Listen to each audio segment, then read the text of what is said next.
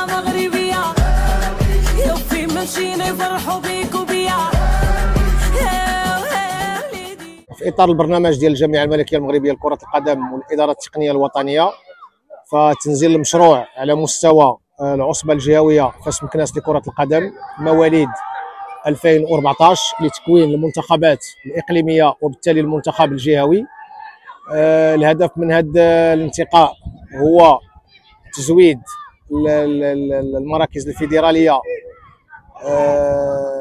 بهذه الفئه العمريه اللي كنتواجدوا اليوم ملعب 18 ماي بالتنسيق مع مدرسه النصر الرياضي الفاسي لكره القدم. كنقوموا بالعمليه ديال التنقيب على مواليد 2014 محور باب فتوح. الفرق المشاركه الفريق المستضيف النصر الفاسي، كذلك النجم الطاهريين، شباب عين نقبي، شباب العدوى، السد المغربي، وكذلك التهذيب الرياضي الفاسي. كنشكروا الاداره التقنيه لعصبه فاس مكناس على المجهودات اللي كيديروا من اجل الرقي والارتقاء بكره القدم داخل جهه عصبه فاس مكناس داخل منطقه باب فتوح. معكم علي اليماني مؤطر بمدرسه النصر الرياضي الفاسي.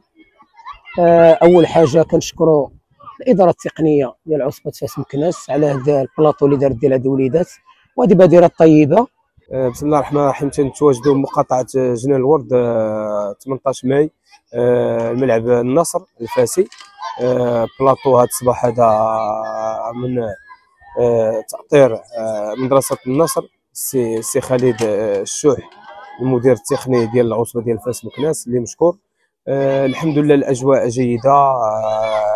فئه ديال 2014 اي 12 الحمد لله كاين مستويات جميله. معكم بشار الارج مؤطر شباب العدوى. كنشكروا العصبه على الدوري اللي دارتو ديال الدري الصغير. كنشكروا السي الرئيس العصبه. بملعب 18 ماي تتنظم الاداره التقنيه الجهويه دوري في فئه اي 14 محور ديال جنان الورد اللي تيضم استاد الفروع، النصر الرياضي الفاسي المستضيف، التهذيب الرياضي الفاسي، نجم الطاهريين، شباب العدوى، شباب عين نقبي، والسد المغربي. التظاهره هي عمليه انتقاء اجود العناصر من اجل التحاق المنتخب ديال العصبه الجهويه فاس مكناس. عمر الفيلاني مدرب التهذيب الرياضي الفاسي الفئه الصغرى. كنشكروا العصبه على هذه المبادره، كنشكروا المدربين التقنيين السي علي حميد ذات والاخ من الجامعه الملكيه المغربيه لكره القدم. معكم عبد السلام مؤطر شباب الطارين رياضي كره القدم. كنشكروا العصبه على هذه المبادره اللي دارت. هادو وليدات كينشطوا وحنا راه كنعانيو من الترند باب التحرير مازال ما حلوناش، وحنا كنشكروا العصبه وهاد مدرسه النصر اللي على هادو الوليدات كيلعبوا ما شاء الله لاعبين واحد الدوري نقيقي. ابراهيم البحراوي مؤطر في مدرسه السد الرياضي المغربي. كانت واحد الدوري نظمته الاداره التقنيه ديال العصبه ديال فاس مكناس. بهذه المناسبه كنشكروهم هذا المنبر على جمعوا هاد الوليدات. صراحه مقابلات دازوا شيقه، تنافس بالنسبه لهاد الوليدات اللي غادي يعطيهم واحد التنافسيه واحده اخرى ان شاء الله في الدوري.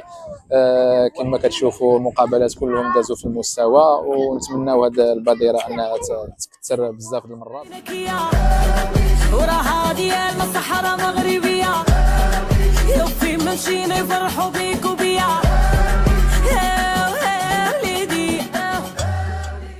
انضم لنا الآن واشترك في القناة للحصول على صدى أخبار مملكتنا.